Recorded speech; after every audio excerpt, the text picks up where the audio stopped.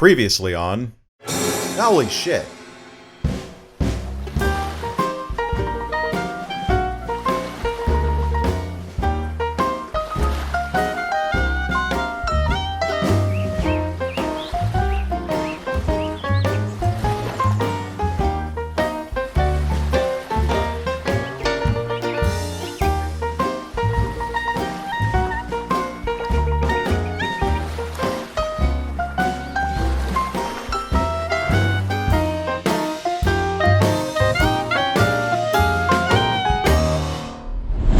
Number 10. American Graffiti. After the initial failure of his directorial debut, the 1971 sci-fi movie THX 1138, young filmmaker George Lucas set out to make something that could appeal to a wider mainstream audience. So, drawing inspiration from his teenage years living in Modesto, California, he wrote and directed the 1973 coming-of-age teen comedy American Graffiti. Stuffed with all the fashion, cool cars, and popular radio hits from the early 60s, American Graffiti's huge success made stars out of its ensemble cast, including Richard Dreyfuss, former child actor Ron Howard, Charles Martin Smith, Cindy Williams, Suzanne Summers, Mackenzie Phillips, and Harrison Ford. What is basically Lucas's last picture show, American Graffiti takes place during the summer of 1962, just a little over a decade before the movie was released, which isn't really a long time, but because America had changed so much so quickly during the 60s and early 70s, it's easy to see why it still struck such a nostalgic chord with its target audience. American Graffiti has obvious historical significance because without it, we likely would have never gotten Star Wars, but that aside, it's just a great movie with a loosely plotted, laid-back, summery vibe and fantastic performances all across the board. American Graffiti is an impressive and fully realized vision from a young up-and-coming director who was right on the cusp of changing the industry forever. Number 9. Wet Hot American Summer. In 2001, improv comedy trio Michael Ian Black, Michael Showalter, and David Wayne wrote, directed, and starred in the low-budget cult comedy Wet Hot American Summer, which not only looks like it could have easily been made around the same time as Meatballs, but it also lovingly spoofs teen sex comedy tropes from the 70s and 80s. Predominantly the running gag that the actors are clearly much older than the teenagers and early 20-somethings they're portraying. Certainly ahead of its time, the film initially failed critically and commercially, but has since gained a strong cult following due to its absurdist humor, nostalgic setting, and ensemble cast, including comedian Janeane Garofalo, Frasier star David Hyde Pierce, character actor Christopher Meloni, SNL cast member Molly Shannon, and rising star Paul Rudd, along with future stars Amy Poehler, Elizabeth Banks, and Bradley Cooper. The film's cult status has grown so much that Netflix has since produced 2 separate limited event TV shows, one a prequel, the other a sequel, that reunited virtually the whole cast. 2015's First Day of Camp, which takes place before the events of the movie even though the actors themselves are 14 years older, and then the 2017 follow-up 10 years later. Wet Hot American Summer is a hilariously ridiculous throwback summer comedy worthy of its cult status. And thankfully, the same can also be said about its 2 Netflix shows, arguably even more so. Number 8. Dazed and Confused. There seems to be a running theme here.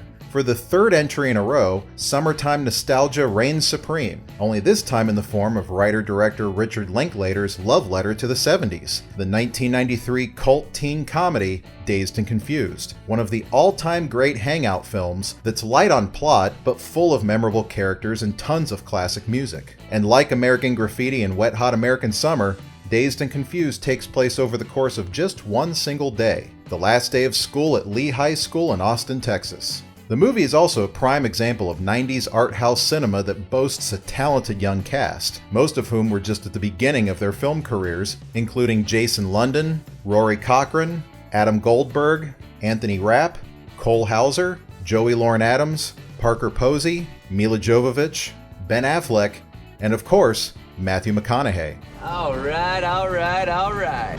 This was independent filmmaker Richard Linklater's first major studio film, and he's since gone on to make plenty more critical darlings, including the Before trilogy starring Ethan Hawke and Julie Delpy, School of Rock, and Boyhood, among others. But the film that will likely define his career will always be Dazed and Confused, that 90s movie about the 70s that still holds up today. That's what I love about these high school girls, man. I get older, they stay the same age. They just don't. Yes, they do. Number 7. National Lampoon's Vacation. A summer movie list just isn't complete without the definitive road trip disaster movie. Chevy Chase is Clark Griswold, who just wants to treat his wife and kids to an enjoyable road trip across the country to the popular California amusement park, Wally World. But one mishap after another quickly turns their vacation into a seemingly endless nightmare. Before becoming an acclaimed screenwriter, John Hughes worked for several large ad agencies as a copywriter and was a regular contributor to the National Lampoon Humor magazine, which published his now famous short story, Vacation 58. Based on family road trips from his childhood, the story was optioned by Warner Brothers in the early 80s, and Hughes himself got to write the screenplay for what would become National Lampoon's Vacation. Directed by fellow former National Lampoon writer and future Ghostbuster Harold Ramis, the movie also starred Beverly D'Angelo as Clark's always supportive wife Ellen, while Anthony Michael Hall and Dana Barron played their kids, Rusty and Audrey Griswold. The film's success spawned several direct follow-ups, including European Vacation, Christmas Vacation, and Vegas Vacation, where Rusty and Audrey were never played by the same actors twice. Obviously, National Lampoon's Vacation is a timeless comedy classic, be it during the summer or any other part of the year. Wally World, here we come! Number 6. Caddyshack. After National Lampoon's Animal House became a hit in 1978, many of its architects brought that same snobs versus slobs mentality to 1980's Caddyshack, which would become a comedy smash that practically defined the decade, while making bona fide stars out of SNL alums Bill Murray and Chevy Chase. Throw in character actor Ted Knight at his most unhinged, comedian Rodney Dangerfield rattling off his trademark one-liners, and one mischief-making gopher, and you have a raucous cast who completely steals the show from the movie's titular golf caddies. With career-defining comedic performances, brilliant sight gags, classic Kenny Loggins music, and endless quotable lines, Caddyshack has a little bit of everything, making it not just a perfect summertime comedy, but also one of the greatest sports comedies ever made. It looks like I'm a wreck. It's in the hole! Number 5. Stand By Me. After 2 films directed by Carl Reiner showed up in part 1 of this countdown, his son, actor and director Rob Reiner, brought us the 1986 coming-of-age drama Stand By Me, based on horror master Stephen King's 1982 story, The Body. But while Stand By Me is surely not a horror movie, it does feel somewhat like Stephen King's It, just without the shape-shifting clown. Set during the summer of 1959, the story unfolds via flashback as narrated by author Gordy LaChance, played by Richard Dreyfuss, where he reminisces on that unforgettable summer where he and his 3 best friends hear that a body of a missing local boy was seen in the woods outside of their small town, so they head out on a life-changing adventure to find the body for themselves. Much like American Graffiti, well, not only do both feature Richard Dreyfuss, but both are also fully immersive nostalgia trips for the baby boomer generation. Yet what makes a movie like Stand By Me truly timeless is the chemistry and flawless acting of its 4 young leads, Will Wheaton, River Phoenix, Corey Feldman, and Jerry O'Connell, who all brought a lot of their real-life personalities to their characters and became household names in the process. The popular modern TV series Stranger Things surely doesn't hide its many 80s influences, one clearly being Stand By Me, as both are able to capture a genuine interplay between a group of young teens, while bringing with them a big heart and heavy doses of nostalgia for what we want to remember as simpler times. This is really a good time. It must. A blast.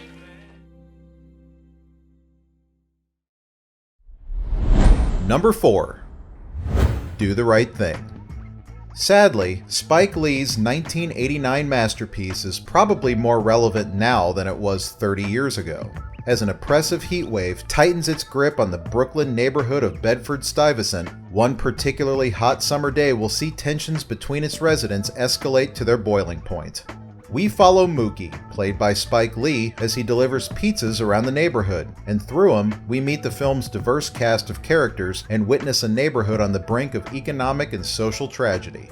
Do the Right Thing was not afraid to give us a painfully realistic look at the relationships and racial tensions within a small New York neighborhood, and director Spike Lee achieves this stark realism with a beautifully warm and vibrant color palette and an interesting, almost documentary-like approach that certainly helped to usher in the grounded, do-it-yourself art house aesthetic that dominated the independent film boom of the early 90s. Again, it's tragic that the film features all too familiar imagery and subject matter, even today, but that's what has kept Do the Right Thing such an essential and important viewing experience for the past 3 decades. Always do the right thing. That's it? That's it. I got it. I'm gone. Number 3. The Sandlot. Probably the single greatest sports comedy this side of Caddyshack, 1993's The Sandlot is yet another boomer nostalgia trip that takes place in the early 60s and chronicles the life-changing summer of a group of baseball-obsessed youngsters who faithfully gather at the neighborhood baseball field every day just to hang out and play ball. But when a valuable baseball signed by the legendary Babe Ruth goes flying into the clutches of a notoriously deadly guard dog, it's going to take some teamwork, ingenuity, and pure bravery to get it back. The Sandlot is one of those rare kids movies that almost seems to get better as you age, even though I loved it endlessly as a kid. But as an adult, watching it gives you a nostalgic feeling that the film itself was clearly trying to convey for the people who were kids back in the 60s. Again, it's comparable to Stand By Me or even Netflix's Stranger Things, even though the nostalgic time periods are different, but when you can genuinely depict on film the joys and occasional hardships of being a kid, it just works, no matter what age the audience is. Hopefully the reports are true that the upcoming Disney Plus streaming service is developing a Sandlot sequel series with the original film's writer and director, David Mickey Evans, which is said to reunite much of the original cast and be set in the 80s. But whether it pans out or not, we'll always have the original Sandlot to enjoy, a nostalgic summertime classic for any age. Number 2. Independence Day. Okay, so this one may not deserve to be this high on the list due to sheer quality alone, but as far as big summer movies go, well, Independence Day is nearly the definition of one. Released just 2 days before the 4th of July, Independence Day became the highest-grossing film of 1996, shattering box office records and turning sitcom star Will Smith into a global superstar.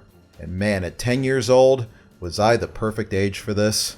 Released just before the massive 20th anniversary comeback of Star Wars in 1997, sci-fi action at the time didn't get much more epic than Independence Day. Even though it's clearly just Star Wars meets Top Gun. As a follow-up to his previous sci-fi hit Stargate, German director Roland Emmerich clearly went into Independence Day wanting to be the next Spielberg, but came out of it more of a Michael Bay type, helming one brainless disaster movie after another. And in some ways, Independence Day does feel like a European's idea of what a big American action movie should be, not unlike Paul Verhoeven's satirical RoboCop or Starship Troopers. But don't get me wrong, Independence Day is dumb, but that's part of its charm. And with its obvious July 4th connections and laughably over-the-top patriotism, it has cemented itself as the movie to watch on America's birthday, whether ironically or not. Because the ensemble cast is filled with cliched cardboard cutouts, much of the film's humanity rests on the shoulders of Jeff Goldblum's trademark line delivery and Will Smith's signature cocky charisma. That's what I call a close encounter. But first and foremost, Independence Day is a true alien invasion spectacle, the kind that doesn't really exist anymore, probably because it's one of the last major blockbusters that still relied heavily on good old-fashioned practical effects, which gives the action real weight and tangibility. Big, stupid, loud, explosions, aliens, America. It doesn't get much more summer than Independence Day. Well, almost.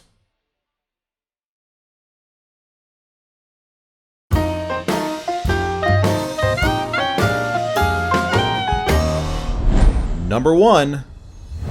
Jaws. Still relatively early in his illustrious directing career, Steven Spielberg masterfully executed Jaws against all odds. It was an arduous production where the mechanical sharks kept malfunctioning in the water, so taking a cue from suspense master Alfred Hitchcock, Spielberg decided to show us as little of the shark as possible while incorporating composer John Williams' iconic minimalist score to ratchet up the tension. These decisions not only kept the film from being a total disaster, but turned it into a masterclass in horror and suspense, not to mention the highest grossing film ever at that point. Jaws is considered to be the first modern summer blockbuster, with its groundbreaking marketing campaign and exceptionally wide theatrical release, which ultimately led to record-breaking box office returns that turned the industry on its head. And needless to say, the film holds up just as well today as it did back in 1975. Its monstrous success led to a myriad of sequels and knockoffs, and continues to be highly influential to this very day. Jaws changed the cinema landscape forever, and with plenty of thrills, chills, and gills, it is widely considered to be not just one of the greatest horror films ever made, but one of the greatest films, period. So, for being the movie that made everyone scared to go to the beach, and for being the crowd pleaser that ushered in the modern summer blockbuster era, Jaws is unquestionably the ultimate summer movie. You're gonna need a bigger boat. And with that, my summer-long movie marathon has come to a close, but along the way, there were plenty of laughs, kills, and copious amounts of Richard Dreyfuss. I am just as surprised as you are. So I hope you enjoyed the warm weather while it lasted, because many of us are right around the corner from this. Yay!